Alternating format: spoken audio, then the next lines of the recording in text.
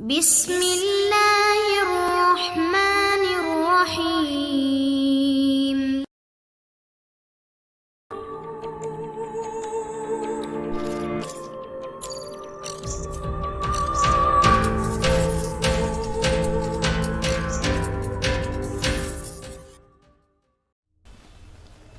السلام علیکم دوستو، Imran series novel dark club by Mazhar Kaleem M A. اگر آپ نے ابھی تک ہمارے چینل جاسوسی دنیا کو سبسکرائب نہیں کیا تو سبسکرائب کریں اور بیل آئیکن پر کلک کیجئے۔ لائم جوس لاؤ، کیپٹن حمید نے ویٹر سے کہا اور ویٹر سر ہلاتا واپس مڑ گیا۔ آپ کیپٹن ہیں؟ فوج میں ہیں آپ؟ شہلا نے حیرت سے آنکھیں پھاڑتے ہوئے کہا۔ ارے نہیں مس شہلا، میں اپنے محلے کی کرکٹ ٹیم کا کیپٹن ہوں، کیپٹن حمید نے ہنستے ہوئے کہا، اور شہلا کی مترنم ہنسی سے ہال میں کانسی کی گھنٹیاں سی بج اٹھیں۔ ویٹر نے تھوڑی دیر بعد لائم جوس کے 2 گلاس ان دونوں کے سامنے لا کر رکھے اور وہ دونوں لائم جوس کی چسکیاں لینے لگے۔ شہلا کی آنکھوں میں سرخ ڈور سے ابھرنے لگے تھے اور کیپٹن حمید دل ہی دل میں شہلا کی اس رومانیت پر ہنس رہا تھا۔ وہ سمجھ گیا تھا کہ یہ رومان زدہ لڑکی کیا سوچ رہی ہے، لیکن کیپٹن حمید کی فطرت تھی کہ وہ بس گفتار کا غازی تھا، خوبصورت لڑکیوں کی تعریف کرتا، ان کے ساتھ گھومنا پھرنا، انہیں محبت کا فریب دینا، بس اس کی تفریح یہیں تک محدود تھی۔ ویٹر کو ادائیگی کے بعد کیپٹن حمید شہلا کو اپنی اسپورٹس کار میں بٹھا کر ساحل سمندر کی طرف روانہ ہو گیا۔ آپ کی شخصیت کی طرح آپ کی گاڑی بھی بے حد شاندار ہے، شہلا نے کھلی چھت کی خوبصورت اسپورٹس کار کو تحسین آمیز نظروں سے دیکھتے ہوئے کہا، اور ساتھی بھی کم حسین نہیں۔ کیوں شہلا؟ تمہیں شاید خود اپنے حسن کا احساس نہیں، کبھی میری نظروں سے خود کو آئینے میں دیکھو تو یقین کرو رشک سے مر جاؤ، کیپٹن حمید نے مسکراتے ہوئے کہا، اور شہلا کا چہرہ اور بھی زیادہ گلنار ہو گیا۔ وہ اتنی میٹھی نظروں سے حمید کو دیکھنے لگی کہ حمید کا دل بے اختیار دھڑک اٹھا۔ یہ شہلا کی سپردگی کی آخری منزل تھی اور حمید اسی منزل سے خوف کھاتا تھا۔ اس نے فوراً ہی موضوع بدل دیا۔ مس شہلا، آپ نے اپنا تعارف تو کرایا نہیں، کیپٹن حمید نے مسکراتے ہوئے کہا۔ تعارف کیا؟ نام تو آپ جانتے ہی ہیں، میرے ڈیڈی وزارت سرحدات میں انڈر سیکرٹری ہیں، پریتم داس ان کا نام ہے، شہلا نے مسکراتے ہوئے جواب دیا۔ اوہ، تو آپ پریتم داس کی صاحبزادی ہیں، لیکن آپ اب تک کہاں چھپی رہیں؟ میں تو سینکڑوں بار آپ کے گھر گیا ہوں، آپ سے تو کبھی ملاقات نہیں ہوئی۔ کیپٹن حمید کے لہجے میں حیرت تھی۔ آپ جانتے ہیں ڈیڈی کو؟ شہلا کا چہرہ یکلخت بدل گیا تھا، جیسے اسے حیرت کے ساتھ ساتھ خوف بھی محسوس ہونے لگا ہو۔ ارے اس میں گھبرانے والی کون سی بات ہے؟ پریتم داس سے ہمارے بڑے پرانے تعلقات ہیں، تقریباً خاندانی تعلقات ہیں۔ لیکن آپ… کیپٹن حمید واقعی حیران تھا، کیونکہ کرنل فریدی کے ساتھ وہ ہزاروں بار پریتم داس انڈر سیکرٹری کے ہاں گیا تھا۔ کرنل فریدی کے اس سے بے حد اچھے تعلقات تھے، لیکن آج تک نہ ہی شہلا کی شکل وہاں نظر آئی تھی اور نہ ہی اس کا کہیں ذکر ہوا تھا۔ میں اپنی ممانی کے ساتھ گوا میں رہتی ہوں، ممانی بے اولاد ہیں، انہوں نے مجھے گود لے رکھا ہے اور اب میں انہی کی بیٹی ہوں، شہلا نے مسکراتے ہوئے جواب دیا۔ اس کا چہرے کا رنگ بحال ہو گیا تھا۔ اوہ اچھا، تو یہ بات ہے، کیپٹن حمید نے طویل سانس لیتے ہوئے کہا۔ ساحل سمندر پر خاصا رش تھا۔ کیپٹن حمید ایسی جگہیں جانتا تھا جہاں ان دونوں کے علاوہ اور کوئی نہ ہو سکتا تھا۔ وہ کار کو ایک سائڈ پر ریت میں لے گیا۔ آپ کہاں جا رہے ہیں؟ گھبرائیے مت، سمندر کا اصل حسن دکھانے لے جا رہا ہوں، حمید نے مسکراتے ہوئے کہا، اور شہلا ہنس پڑی۔ کافی فاصلے پر ساحل کے ساتھ ساتھ بنے ہوئے خوبصورت کمرے نظر آنے لگ گئے۔ یہ ہٹس تھے رومان پسند جوڑوں کے لیے۔ ان ہٹس کو دیکھتے ہی شہلا کی آنکھوں میں چمک آ گئی۔ ارے یہ تو بہت ہی خوبصورت جگہ ہے، شہلا نے مسکراتے ہوئے کہا، اور کیپٹن حمید نے سر ہلاتے ہوئے کار ایک سائڈ میں روک دی۔ وہاں 3-4 کاریں اور بھی موجود تھیں۔ آؤ شہلا، یہ مقام محبت ہے، کیپٹن حمید نے شہلا کا ہاتھ پکڑتے ہوئے کہا، اور وہ دونوں اسی طرح چلتے ہوئے ہٹس کی طرف بڑھتے گئے۔ تمام ہٹس تاریک پڑے ہوئے تھے، حالانکہ کاروں کی موجودگی بتا رہی تھی کہ وہاں لوگ موجود ہوں گے، لیکن حمید ان ہٹس کی اصل کارگزاری جانتا تھا، اس لیے اسے تمام ہٹس میں تاریکی دیکھ کر حیرت نہ ہوئی۔ البتہ وہ چوکیدار کی تلاش میں ادھر ادھر نظریں گھما رہا تھا، لیکن چوکیدار کہیں نظر نہ آ رہا تھا۔ ابھی وہ ہٹس کے قریب پہنچے ہی تھے کہ ایک لمبا تڑنگا آدمی اندھیرے سے نکل کر ان کی طرف آیا۔ اس نے پتلون اور شرٹ پہن رکھی تھی۔ ہٹ چاہیے صاحب؟ ہاں، لیکن وہ چوکیدار؟ وہ میرا چچا ہے، وہ بیمار ہے، اس کی جگہ میں ڈیوٹی دے رہا ہوں، آئیے میرے ساتھ، اس نوجوان نے کہا اور کیپٹن حمید سر ہلاتا ہوا اس کے ساتھ چل پڑا۔ نوجوان اسے ایک الگ تھلگ ہٹ کے قریب لے آیا جو باقی ہٹ سے علیحدہ بنا ہوا تھا اور ان سے خاصا بڑا تھا۔ یہ اسپیشل ہٹ ہے جناب، ہر قسم کی مداخلت اور شور شرابے سے پاک، آپ کی طبیعت خوش ہو جائے گی، نوجوان نے دھیمے لہجے میں کہا اور آگے بڑھ کر ہٹ کے دروازے کو دھکیل کر کھول دیا۔ شکریہ، کیپٹن حمید نے کہا اور جیب سے ایک بڑا نوٹ نکال کر اس نوجوان کے ہاتھ پر رکھ دیا اور نوجوان نے مسکراتے ہوئے سر ہلا دیا۔ حمید صاحب، سیر نہ کی جائے؟ اچانک شہلا نے قدرے گھبرائے ہوئے لہجے میں کہا۔ سیر بھی کر لیں گے جانم، حمید نے مسکراتے ہوئے کہا اور پھر وہ شہلا کا ہاتھ پکڑے ہٹ میں داخل ہوا۔ اس نے اندازے کے مطابق ہاتھ بڑھا کر بجلی کا سوئچ آن کیا اور دوسرے لمحے ہٹ تیز روشنی سے منور ہو گیا۔ Good Shahla, very good. اچانک ایک آواز ابھری اور کیپٹن حمید بری طرح اچھل پڑا۔ وہ حیرت سے ادھر ادھر دیکھ رہا تھا اور پھر اس کی آنکھیں حیرت سے پھیلتی چلی گئیں۔ ہٹ میں 4 مسلح افراد موجود تھے، لمبے تڑنگے سڈول جسموں والے، ان کے ہاتھوں میں 3 گنیں تھیں۔ حمید نے تیزی سے مڑ کر اپنے پیچھے دروازے کی طرف دیکھا تو وہ نوجوان چوکیدار دروازے میں موجود تھا، اس کے ہاتھ میں بھی ریوالور موجود تھا۔ اندر داخل ہوتے ہی شہلا بدک کر ایک طرف ہو گئی تھی، اس کے ہاتھ میں بھی اب ریوالور چمک رہا تھا اور اس کا حسین چہرہ عیاری اور مکاری سے بھرپور نظر آ رہا تھا۔ کون ہو تم اور یہ کیا ہے؟ حمید نے حیرت بھرے لہجے میں کہا، اور چونکہ وہ خالصتاً تفریح کے لیے آیا تھا اس لیے اس کی جیب میں ریوالور تک موجود نہ تھا اور نہ ہی اس کے ذہن کے کسی گوشے میں یہ تصور تھا کہ ایسا بھی ہو سکتا ہے، اس لیے اس کے چہرے پر حیرت جیسے ثبت ہو کر رہ گئی ہو، لیکن اس کے چہرے پر صرف حیرت تھی، خوف کی کوئی جھلک موجود نہ تھی۔ کیپٹن حمید، تمہارا شکار کھیلا گیا ہے اور شہلا کو بطور چارہ استعمال کیا گیا ہے، ہمیں معلوم تھا کہ تم شہلا کو لے کر یہیں آؤ گے، اس لیے ہم تمہارے استقبال کے لیے پہلے سے یہاں موجود تھے۔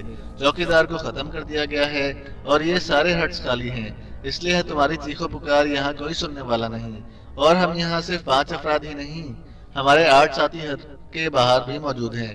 ایک بڑی بڑی مونچھوں والے اور بھیانک شکل والے مشین گن بردار نے مسکراتے ہوئے کہا، لیکن مقصد کیا ہے تمہارا، کیا چاہتے ہو؟ اب ہم نے کرنل فریدی کا شکار کھیلنا ہے اور تمہیں بطور چارہ استعمال کریں گے، سمجھے کیپٹن صاحب؟ ہمارا تعلق ڈارک کلب سے ہے، جانتے ہو ڈارک کلب کو؟ اسی مونچھوں والے نے مسکراتے ہوئے کہا۔ Dark club? میں نے پہلے اس کلب کا نام کبھی نہیں سنا، بہرحال تم منہ دھو رکھو، کیپٹن حمید یا کرنل فریدی اتنے نرم شکار نہیں کہ تم جیسی لومڑیاں ان کا شکار کھیل سکیں، کیپٹن حمید نے بڑے مطمئن لہجے میں کہا، اور پھر اس سے پہلے کہ کوئی اس کی بات کا جواب دیتا، کیپٹن حمید بجلی کی تیزی سے اپنی جگہ سے اچھلا اور دوسرے لمحے اس کے پیچھے کھڑا ہوا وہ چوکیدار چیختا ہوا اس کے سر کے اوپر سے ہوتا ہوا اس مونچھوں والے پر جا گرا۔ کیپٹن حمید نے اسے اندر کی طرف اچھال کر باہر کی طرف چھلانگ لگائی، لیکن دوسرے لمحے اس کے حلق سے ایک تیز چیخ نکل گئی، اسے یوں محسوس ہوا جیسے اس کے سینے میں کوئی گرم سلاخ گھستی چلی گئی ہو۔ حمید نے نیچے گر کر اٹھنے کی کوشش کی، لیکن اسے یکلخت اپنا سانس رکتا ہوا محسوس ہوا اور پھر اس کے ذہن پر اندھیروں نے یلغار کر دی۔ اس کے ہاتھ پیر سیدھے ہو گئے، اٹھاؤ اسے، ابھی مرنا نہیں چاہیے اسے۔ اچانک ایک مدھم سی آواز حمید کے ڈوبتے ہوئے ذہن سے ٹکرائی اور یہ آخری آواز تھی جو اس کے شعور میں محفوظ تھی۔ اس کے بعد کیا ہوا اسے کچھ معلوم نہ ہو سکا۔ عمران دعوت سے فارغ ہو کر رات گئے واپس فلیٹ میں پہنچا تو وہ بے حد تھکا ہوا تھا۔ ہوٹل میں خوب ہنگامے رہے اور سیکرٹ سروس والوں نے آج اس کی جیب سے جی بھر کر انتقام لیا تھا، لیکن عمران کے لبوں پر مسکراہٹ تھی، بڑے عرصے بعد اس قدر پر لطف وقت گزارا تھا۔ فلیٹ میں پہنچتے ہی اس نے کپڑے بدلے اور پھر شب خوابی کا لباس پہن کر وہ اپنے بیڈ کی طرف بڑھ گیا۔ سلیمان اپنے کمرے میں سویا ہوا تھا، عمران جانتا تھا کہ اس کی بہن واپس چلی گئی ہوگی، کیونکہ عمران رات کے وقت کسی لڑکی کو اپنے فلیٹ میں رہنے کی اجازت دینے کا قائل نہ تھا، چاہے وہ سلیمان کی بہن ہی کیوں نہ ہو، اور سلیمان اسے یقیناً واپس گھر چھوڑ آیا ہوگا۔ عمران بیڈ پر لیٹ گیا، اس کے ذہن میں ابھی تک دعوت میں ہونے والے ہنگاموں کی بازگشت سنائی دے رہی تھی کہ اچانک قریب پڑے ہی تپائی پر پڑے ہوئے ٹیلی فون کی گھنٹی بج اٹھی اور عمران چونک پڑا۔ رات کے پچھلے پہر کسی کال کی آمد اس کے لیے حیران کن ہی تھی، لیکن بہرحال اس نے ریسیور اٹھا لیا۔ تہجد گزار علی عمران بول رہا ہوں، عمران نے ریسیور منہ سے لگاتے ہوئے کہا۔ تہجد گزار، واہ کیا خوبصورت القاب ہے، حاجی تو سننے آئے تھے لیکن تہجد گزار یہ واقعی نیا القاب ہے۔ دوسری طرف سے کرنل فریدی کی چہکتی ہوئی آواز سنائی دی اور عمران اس وقت کرنل فریدی کی آواز سن کر حیران رہ گیا۔ ارے کرنل صاحب آپ، اس وقت ٹیلی فون کسی تہجد گزار کو ہی کیا جا سکتا ہے۔ عمران نے کہا، اور یہ بھی کہو کہ کوئی تہجد گزار ہی کر سکتا ہے۔ بہرحال مغرب کی نماز سے میں تمہارے فلیٹ کا نمبر گھما رہا ہوں، لیکن کوئی جواب ہی نہیں مل رہا تھا۔ وہ تمہارا سلیمان بھی نہیں اٹھا رہا تھا۔ میں نے سوچا کہ چلو دیکھیں کہ عمران صاحب کی واپسی کس وقت فلیٹ میں ہوتی ہے، تاکہ سر رحمان کو ٹھوس رپورٹ پہنچائی جا سکے۔ وہ آپ کو تو پتا ہے کہ مغرب کی نماز کے بعد عشاء کی نماز ہوتی ہے، اس کے بعد رات کی تنہائی میں درود و وظائف کا دور چلتا ہے، اور پھر تہجد کا وقت آتا ہے۔ میں نے سوچا کہ چلو ڈیڈی کی یہ خواہش بھی پوری کر دی جائے کہ ان کا بیٹا نمازی بن جائے۔ مالی طور پر نہ صحیح، روحانی طور پر ہی کوئی مقام بنایا جائے۔ دو چار بھی مرید بن گئے تو زندگی آرام سے گزر جائے گی۔ عمران نے بڑے سنجیدہ لہجے میں کہا، اور کرنل فریدی کہا مار کر ہنس پڑا۔ میں جانتا ہوں کہ تم کس مسجد میں نمازیں ادا کرتے ہوگے۔ بہرحال عمران، کبھی جوئش آرگنائزیشن کا نام سنا ہے تم نے؟ کرنل فریدی نے سنجیدہ ہوتے ہوئے کہا۔ توبہ توبہ، تہجد کے وقت کن مردود لوگوں کا نام لے رہے ہیں آپ؟ جس قوم سے اللہ تعالیٰ ناراض ہو، بھلا اس سے مجھ جیسے گناہ گاروں کا کیا تعلق؟ عمران نے جواب دیا، لیکن اس کی آنکھوں میں ایک چمک سی ابھر آئی تھی۔ تو تم نہیں جانتے اسے؟ میرا بھی یہی خیال تھا۔ اچھا ٹھیک ہے، بس میں نے یہی پوچھنا تھا۔ اب تم اطمینان سے تہجد کی نماز ادا کرو۔ دوسری طرف سے کرنل فریدی نے سنجیدہ لہجے میں کہا، ارے وہ تو میں نے پڑھ ہی لی، لیکن یہ پچھلی رات آپ کو جوئش آرگنائزیشن کیسے یاد آ گئی؟ کہیں کسی چلے میں تو نہیں ڈر گئے؟ ویسے کرنل صاحب، مجھ جیسے پیر کی آشیرواد چلہ شروع کرنے سے پہلے حاصل کر لیا کیجیے، کہیں ایسا نہ ہو کہ کسی بدرو چلے کے دوران آپ کا گلا دبانا پڑ جائے۔ عمران نے مسکراتے ہوئے جواب دیا، میرے لیے تو ایک ہی بدرو کافی ہے کیپٹن حمید، اس کے بعد باقی بدروہوں کا مجھ سے کیا تعلق ہو رہ سکتا ہے؟ تم فکر نہ کرو، کیپٹن حمید تم سے بڑا پیر ہے۔